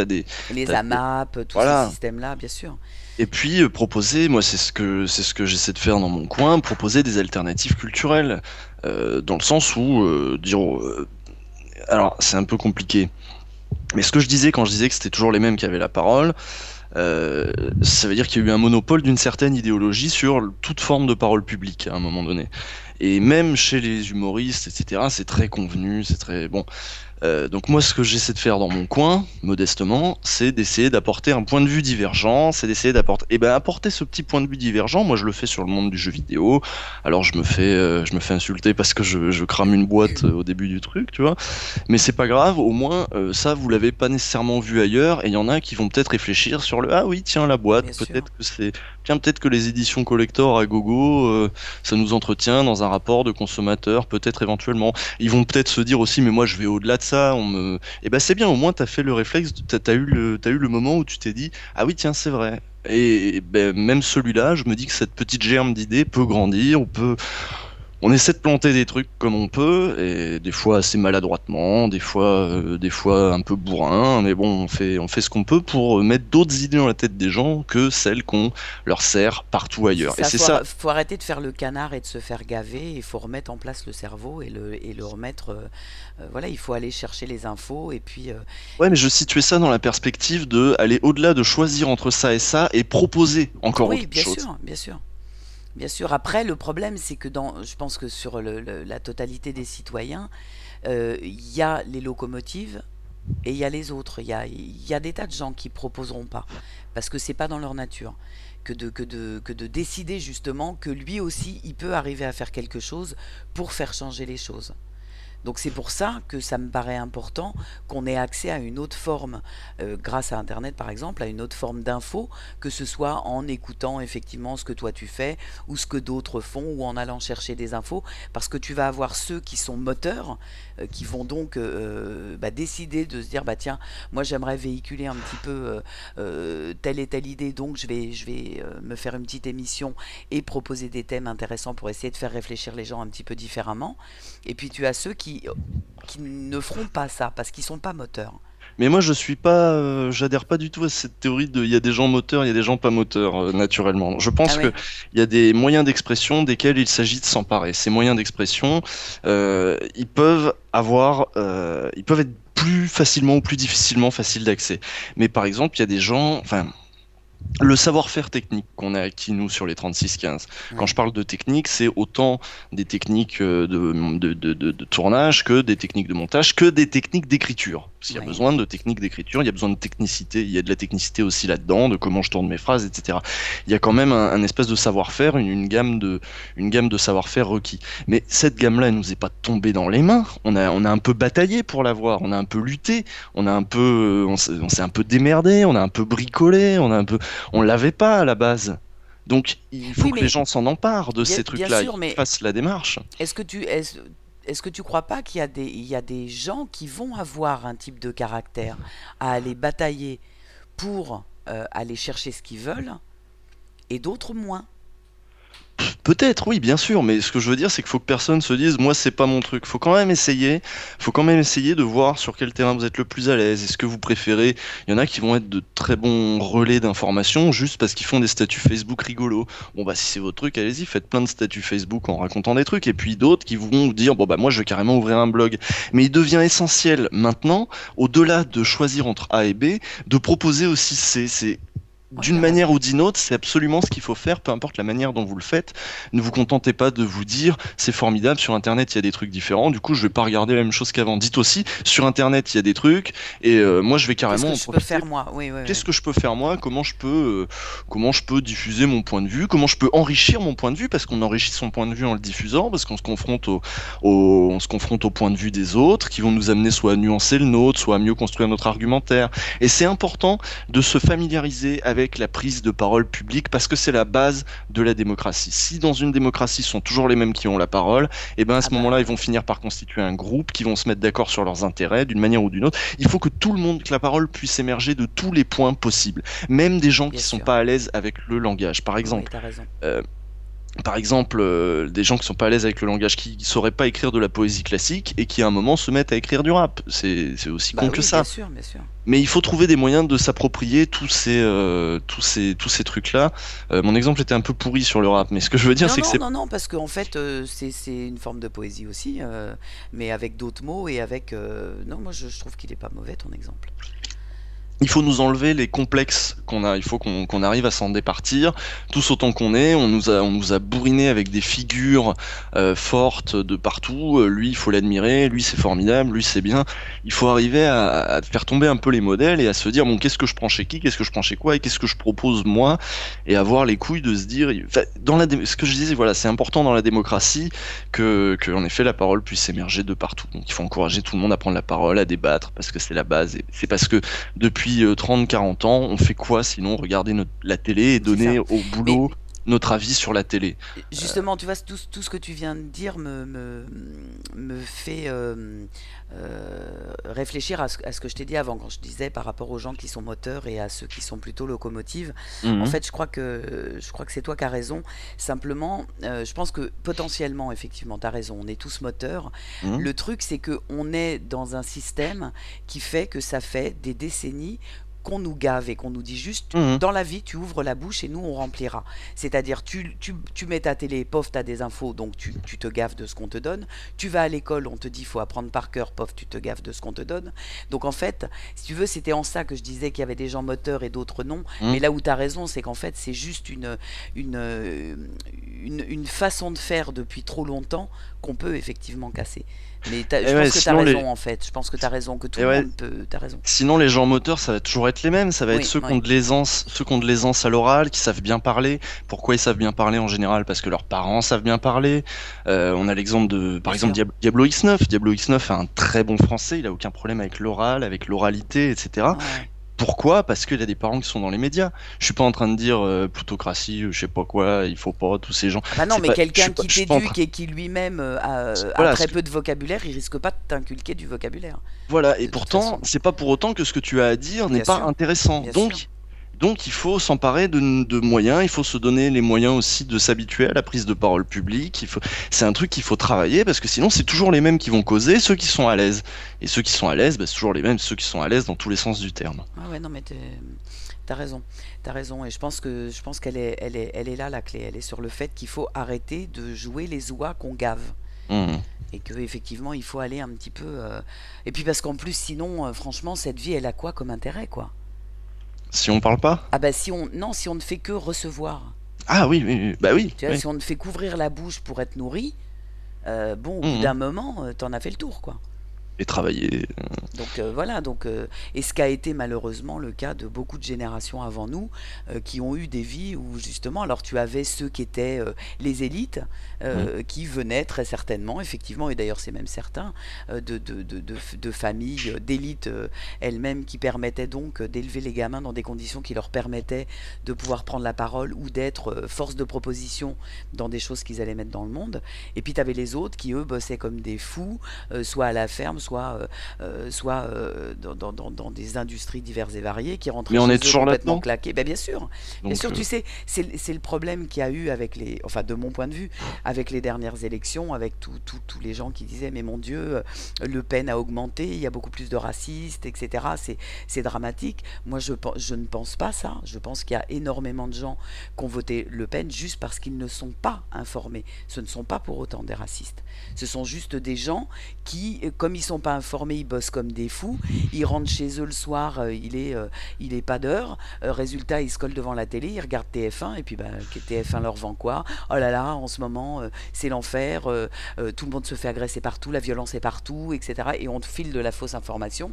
Et résultat des courses, bah écoute, tu fais comme tu peux avec ce que tu as et puis bah, tu as tendance à voter n'importe comment Ouais. et à te positionner. Non, c'est une belle diversion, mais c'est ça, si on peut prendre un peu de recul, regarder à l'échelle de l'Europe, t'as une montée, en effet, de l'extrême droite, anti-islamisation, etc. Parce que putain, regardez les unes du Point et ces trucs-là, Mais quoi. c'est, Ça permet de parler de ça, ça permet tellement, c'est les médias qui te balancent des trucs mais bien là-dessus, sûr. et ça permet tellement de faire diversion sur les Sur vrais, tout le reste, exactement. voilà. C'est exactement ça. Ça, de toute façon, Et en même temps, les partis d'extrême droite ont pour eux le fait et qui jouent en leur faveur en ce moment, qu'en effet, ils sont pas dans le discours dominant, pas même du point de vue économique, bien même sûr. de d'autres points de vue. Ils dénoncent aussi les médias complaisants, ils dénoncent aussi des trucs comme ça. Donc il y a des gens qui disent ah c'est vrai que ça c'est un peu vrai. Du coup peut-être que le reste aussi ça se tient. Donc ils vont voir là-bas parce que à force, enfin ça fonctionne de moins en moins le bourrage de crâne, quoi. Ça fonctionne de moins en moins, il y a de moins en moins de gens qui votent, il y a de moins en moins de gens qui sont prêts à faire un aller-retour le dimanche et à se dire voilà, c'est ça mon rôle de citoyen, c'est de choisir entre A et B. Et Bah, c'est ça, parce que quand tu vois comment ça s'est passé pour les dernières élections, moi je veux bien qu'on nous dise qu'on est en démocratie en France, mais moi j'appelle pas ça une démocratie, hein. C'est-à-dire que c'est exactement ça. Tu regardais les infos, t'avais A et B. Mais C, D, E, F, on n'en parlait pas, personne n'en parlait, Mhm. quoi. Donc bon, c'est un peu bizarre comme démocratie à proposer à son peuple, quoi. Ouais, c'est pas top. Donc, bah écoute, dans ce même type d'idées, j'ai cru comprendre que tu étais proche des idées de Mélenchon. Oui, plutôt, oui. T'as vécu comment, toi, le fait que justement il fasse moins que Le Pen au présidentiel? La Bon, haine plutôt que l'entraide, quoi, on va dire. Comment tu t'as pris ça? le score qu'il a fait est quand même assez étonnant. Oui, De toute manière, il a fait une campagne qui était quand même très efficace. Mais au-delà du jeu traditionnel des partis, des combien il fait de chiffres, de machin, c'est les médias qui aimeraient qu'on pense comme ça. Alors lui, il a fait moins. Donc est-ce que quoi? Est-ce que sa campagne était moins bien? Et on analyse les plans comme des uns, les plans comme des autres. C'est pas tellement ça que j'ai envie de faire. Ce que j'ai envie de me dire, c'est qu'il a quand même lancé une dynamique. Il a quand même lancé des idées. Il a lancé des mots aussi qu'on retrouve maintenant dans le champ journalistique qu'on trouvait plus avant. Il a lancé des idées qui vont peut-être faire leur chemin. Et il dit un autre truc, c'est aussi aux gens de s'organiser, de créer des comités locaux, ouais. d'avoir des initiatives populaires qui viendraient d'en bas. C'est essentiel. Il a pas, je me suis un peu retrouvé dans ce qu'il raconte quand en effet, c'est un vieux parti, s'il y a une logique de parti, etc., ce qui peut rebuter pas mal de monde. Tu te dis, bah, de toute façon, Mélenchon, c'est un politicien. C'est vrai, Mélenchon, c'est un politicien assez habile, mais ça reste un politicien de cette caste-là. Et on veut plus du pouvoir aux politiciens. On a bien vu ce que ça donnait aussi. Ça donne des gens qui pensent à court terme, leur mandat d'après, et qui veulent froisser personne, sinon ils n'auront pas leur mandat d'après. Leur mandat d'après, c'est ce qui les fait bouffer. Donc qu'est-ce que tu veux attendre de ces gens-là qui te fassent bouger les trucs quand ils ont des intérêts personnels étroitement liés au fait qu'ils soient réélus ou pas? Bien sûr. Donc évidemment, la prise de risque elle va être minime chez ces gens-là qui accumulent des biens pendant des années, et des mandats, et des retraites qui vont se cumuler, c'est formidable. Donc bon, évidemment que les gens ont plus confiance là-dedans et que moi, quand je dis que j'ai de la sympathie pour le discours du Front de gauche en général, c'est pas de l'idolâtrie de Mélenchon, c'est pas ça du tout. C'est qu'ils essaient d'insuffler un mouvement populaire, quoi. Et qui font confiance aussi aux masses. Faut arrêter de voir les masses comme quelque chose qui fait peur et quelque chose qui vote Front National. C'est l'image qu'on nous en vend dans les médias, hein. Ouais, Les, ouais, ouais. les citoyens, si tu leur laisses trop la liberté, et ben après ils vont faire n'importe quoi. Et c'est une vieille image du peuple, ça. C'est une très vieille image qui est pas née, qui est pas née avec les médias, qui est née avant. Ouais, ouais, non, mais c'est sûr que ça les arrange bien qu'on reste dans notre place de petits moutons bien dociles qui ouvrent la bouche pour être nourris. Donc la percée du front de gauche, elle est assez enthousiasmante. Le rôle que s'est donné, qu'a choisi Mélenchon dans les médias, qui est celui de mec qui rentre un peu dedans et qui y va. Moi, je trouve que il en fallait un, mais après c'est encore le jeu des médias. En fait, il essaie de prendre les médias à leur propre jeu. Les médias veulent du spectacle, il va leur donner du Ouais, spectacle. complètement. En plus, il est doué pour ça, donc du coup. Voilà. Donc, bon. Du coup, ça aide, ça aide. Mais c'est vrai que, comment dirais-je, les idées qui sont véhiculées par le front de gauche, en tous les cas, moi, elles me font du bien à entendre. Bah oui.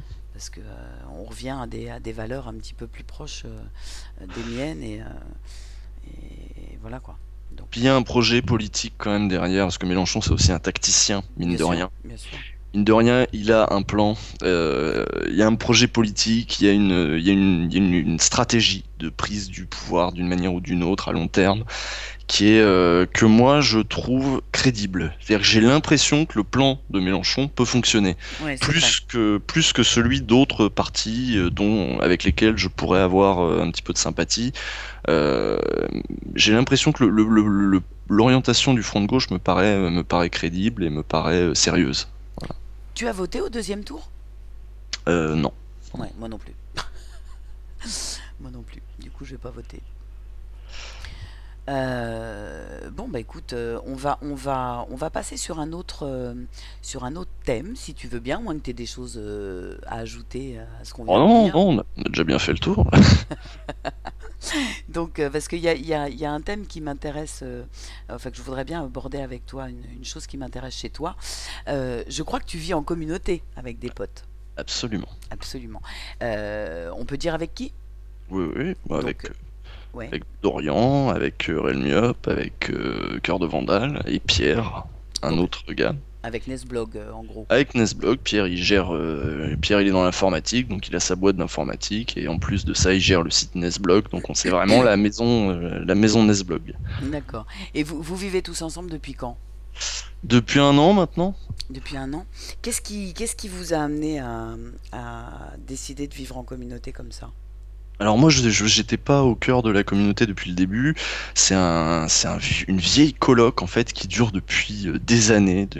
Ronan et Yann, donc Relmiop et Cœur de Vandal sont là-dedans depuis je sais pas, 5 6 ans, je sais plus exactement. Enfin, c'est une vieille coloc à laquelle nous on s'est rajouté parce qu'on venait bosser avec Ronan et Yann qui avaient impulsé un truc là-dedans. Et puis maintenant, il est plus resté que les gens qui bossent en effet autour de Nesblog. Mais avant, il y avait encore d'autres gens. Et puis des gens de passage. Et puis c'est vrai qu'on est dans un lieu qui est un lieu de passage où on voit beaucoup de monde, où ça discute énormément aussi, ça discute beaucoup. Et c'est assez bon pour l'émulation, quoi, pour qu'il y ait des idées qui se confrontent, ça discute. Une copine qui est passée il y a pas longtemps qui disait putain, vous parlez de trucs, on était sur la prostitution, les débats d'idées, les trucs, est-ce que c'est. Et on passe notre temps en effet à réfléchir à beaucoup de trucs, mais parce qu'on a le temps et parce qu'on s'est créé un mode de vie qui le permet aussi. Bah oui, oui, forcément. Je me demandais comment a pris ton entourage, le fait que tu vives en communauté comme ça, comment ça s'est passé avec eux? Ça dépend qui tu appelles mon entourage, mais Famille, les gens proches de toi, ta famille, moi, etc. j'étais déjà en coloc avant, j'avais fait plusieurs colocs, donc ils voyaient bien que de toute façon, j'étais plutôt parti sur des modes de vie un petit peu marginaux. D'accord.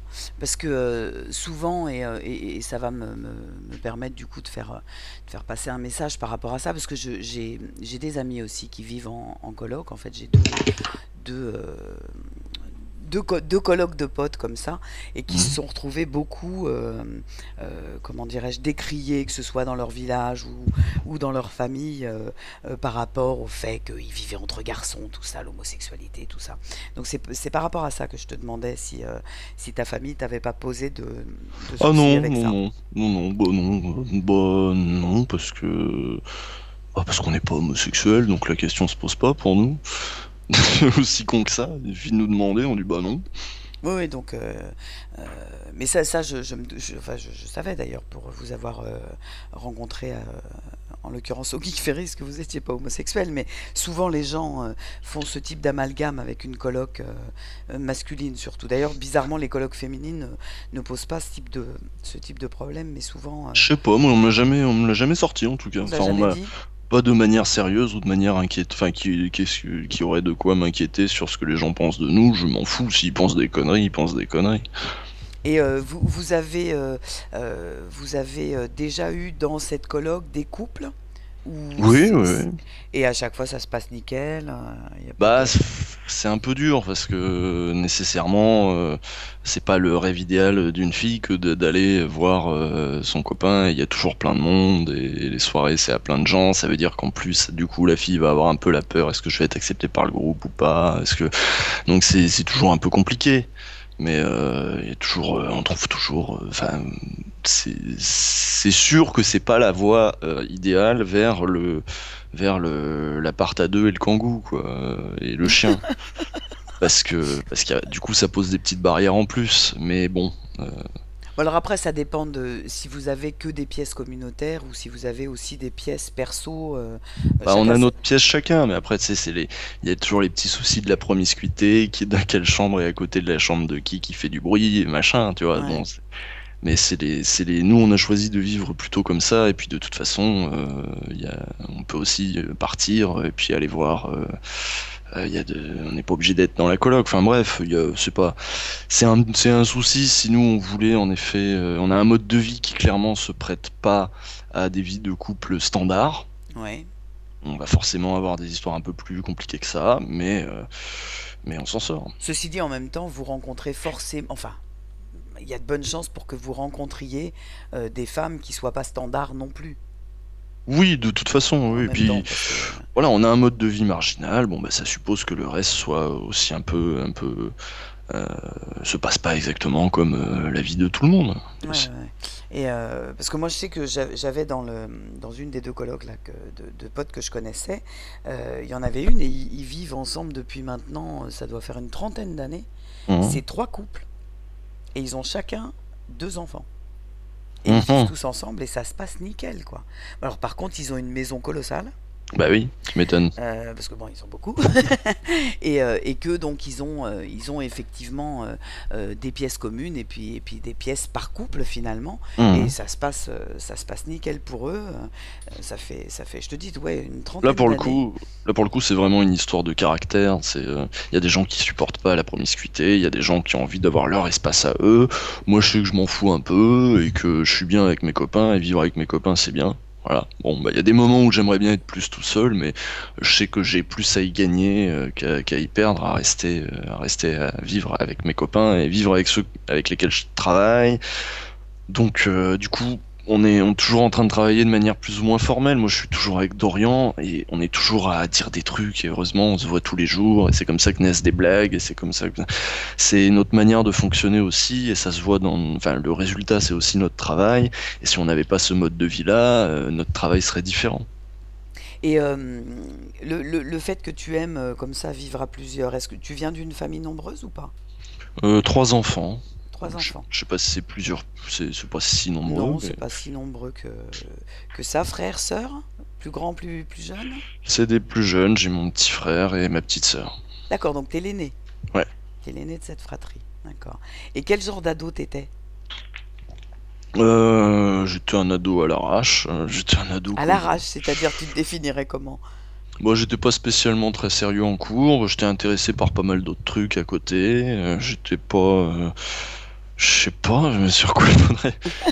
Sur quel point exactement? Je sais pas, est-ce que t'étais plutôt renfermé? Est-ce que t'étais plutôt le déconneur de service? Enfin, tu vois, quel type d'ado Ah, t'étais, quoi? bah, je faisais plutôt des blagues, mais en même temps, j'étais timide. J'ai toujours été timide et je suis toujours très timide et mal à l'aise en société. Donc ça n'a pas changé. Mais en même temps, je suis quand même très social, j'ai besoin d'avoir des gens toujours. Donc il y a un petit paradoxe ici que j'essaie de surmonter en général. Parce que l'humour, c'est pratique aussi quand tu sais pas trop quoi dire à quelqu'un, tu essaies de faire une blague ou de... Enfin, donc du coup, j'étais plutôt là-dedans et je suis toujours un peu là-dedans, quoi. J'ai pas beaucoup changé depuis que je suis ado, moi. J'ai D'accord. Et l'impression d'être un grand ado, juste. ouais, ouais, ouais. Et Mm. t'es mal à l'aise en société, tu vois, ça se voit pas. Je peux te dire déjà. Eh bah tant mieux, ça veut dire que je cache bien mon jeu, mais non, Ouais. si je suis clairement mal à l'aise dans les rencontres de fans, les trucs comme ça, enfin dès qu'il y a trop de monde ou dès que dès que je peux échapper dès que je peux m'échapper, je m'échappe quoi. D'accord. Et c'est quoi qui te fait peur là-dedans? Tu sais ou pas? Les gens que je connais pas, je sais pas, une certaine forme de phobie sociale, il faut paraître bien, je surveille tout ce que je fais, enfin, je suis l'enfer du regard de l'autre, c'est aussi con que ça quoi. Ouais, tu vis mal le regard de l'autre? Enfin, quand il est négatif. Euh, je sais pas, ça va mieux maintenant parce que j'ai un peu plus d'assurance. Maintenant, c'est plus je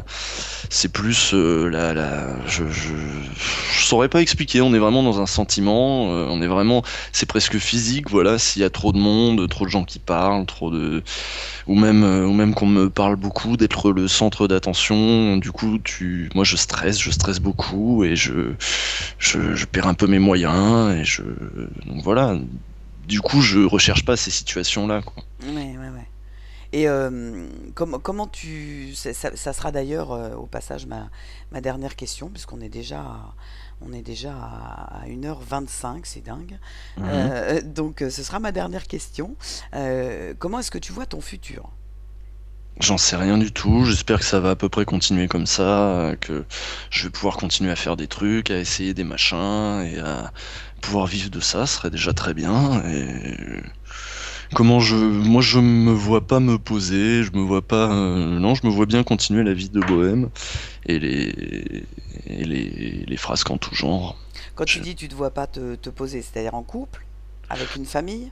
Non, bah, c'est ce que je disais. Du coup, mon travail est assez lié à mon mode de vie, à plusieurs, machin, tout ça. Et donc, du coup, je me vois pas quitter la coloc, arrêter de vivre avec mes copains. Voilà, avoir une famille, tout ça, c'est pas des trucs qui m'intéressent. On peut avoir enfin, il y a plein de types de relations possibles avec quelqu'un. Tu n'as pas besoin de fonder une famille. Ah, c'est clair. On peut inventer de nouvelles formes de vivre à deux. Il y a Ouais, plein de ouais. solutions possibles, mais en tout cas, la solution de me barrer et de quitter mes copains, je sais que c'est pas pour tout de suite. Et puis ça d'ailleurs au passage, c'est bien aussi de commencer à voir de plus en plus de gens qui osent dire que justement non, leur futur c'est pas forcément de se marier, d'avoir des enfants. Bah, il y a un modèle, Ouais, le modèle ouais, social nous fait beaucoup de mal avec ça, je pense, parce que mais de moins en moins, parce que je vois particulièrement dans la communauté, entre guillemets, geek, qu'il y a des gens qui réfléchissent aussi, enfin, qui réfléchissent, qu'il y a de nouvelles formes d'interaction sociale qui, du coup, un petit peu en marge parce que Internet, parce qu'on fait ça dans notre coin, parce qu'on réfléchit à nos propres modèles tout seul, nos propres. Alors, c'est pas seulement valable pour le modèle du couple, c'est aussi valable pour l'idée de la féminité, l'idée de la virilité, l'idée de. On dépasse un certain nombre d'idées préconçues et de standards et de clichés, et c'est possible parce que ce sont des communautés qui parlent beaucoup et qui ont décidé de vivre un peu aussi à côté, pour un certain nombre, pas tous, mais ce que je veux dire, c'est que cette culture-là est propice à l'émergence de nouvelles formes de vivre ensemble, de vivre son identité de genre aussi. Donc voilà, en gros. et qu'est-ce qui fait, bon, du coup ça fait ça fait une autre question, mais Mhm. ça m'intéresse vu ce que tu viens de dire. Qu'est-ce qui fait que tu te retrouverais pas a priori dans un couple standard? Euh, J'en sais rien, mais peut-être qu'un jour j'en aurai envie, j'en sais rien, Oui, ça oui, mais dépend. je parle à aujourd'hui, jour J, là, sur ce que tu vis aujourd'hui. De toute façon, ça se trouve, après-demain, tu vas tomber complètement croque d'une grossesse, et puis du Voilà, coup, mais moi-même, je sais il m'est arrivé d'en avoir envie, mais je vois bien que ça se heurte à beaucoup de difficultés et que pour l'instant c'est pas possible. Donc je sais pas, je pense que la relation qu'on a avec quelqu'un, il faut pas plaquer l'idée qu'on a de la relation sur n'importe qui et que on va avoir une relation, il faut trouver le juste équilibre avec ce que veut l'autre personne, ce que fait naître chez toi l'autre personne. Donc chaque relation est différente en ça et avoir un modèle auquel il faudrait se conformer parce que bah, ça fait du mal à tout le monde parce qu'on ouais, se fait du mal à essayer enfin, de toute façon, un couple, c'est un lieu de douleur aussi, c'est un lieu de lutte, de plein de choses, et se conformer à un modèle, si en plus on se donne un modèle, en plus déjà qu'on doit se conformer un petit peu à l'autre, tu vois, ouais, faire un ouais, travail ouais, ouais, bien sûr, d'adaptation, faire un bien sûr. travail de concession, si en plus on doit faire des adaptations et des concessions sur un modèle en plus qu'on a dans la tête, ou que l'autre a dans la tête, ou que la société a dans la tête, on s'en sort pas, c'est très dur. Bah, Donc moi je sais que j'ai pas de modèle idéal et que c'est en fonction de oui, voilà, tu te laisseras surprendre en fonction, quoi. bah, c'est quand même le dernier truc random magique de Ben, la c'est vie, clair, quoi. C'est les c'est rencontres et c'est ce qui peut se passer. c'est clair, c'est clair. Bah écoute, en tous les cas, moi j'étais ravie d'avoir cette discussion avec toi parce que c'était super intéressant. super enrichissant. En plus, c'est bien parce que tu vois, j'ai changé d'avis sur certains points de vue. Donc ça, c'est pas si souvent que ça arrive, puisque je suis quelqu'un qui est quand même pas du tout fermé au point de vue de l'autre, mais comme ça fait quelques années que je réfléchis à mes idées, Tu voilà, t'en laisses pas compter. voilà, c'est exactement ça. Je suis apte à changer d'idée, mais il faut avoir des arguments pour. Et ma foi, bah là, t'en avais, et c'était vraiment sympa. J'étais vraiment ravi de faire ce canapé avec toi, Usul, en tous les cas. J'espère que j'ai pas été trop confus. Non, bon non. Non, non, et puis bon, je pense que ce qui est bien justement, c'est de pas être dans le calcul et de dire les choses comme elles te sortent, et puis après, bah, tu t'en débats, tu affines ce que tu veux dire, etc. Et non, non, enfin, moi, tu m'as pas paru du tout confus. Dans les commentaires, ils nous le diront, hein, mais non, non, tu m'as pas paru du tout confus. En tous les cas, pardon? Non, je dis d'accord, bah tant mieux, bah, Ah ouais, non. c'était très cool. Pas de souci, pas de souci. En tous les cas, j'espère que ce canapé vous aura plu, à vous autres auditeurs. Et puis bah écoute, encore un grand grand merci Usul d'avoir accepté cette interview qui m'a bien plu. Bah, formidable. Bonne soirée à tous. Bonne soirée à tous et à très bientôt. Et donc le prochain canapé, ce sera avec Mathieu Sommet de Salut les geeks. Voilà, à plus tout le monde, bye bye.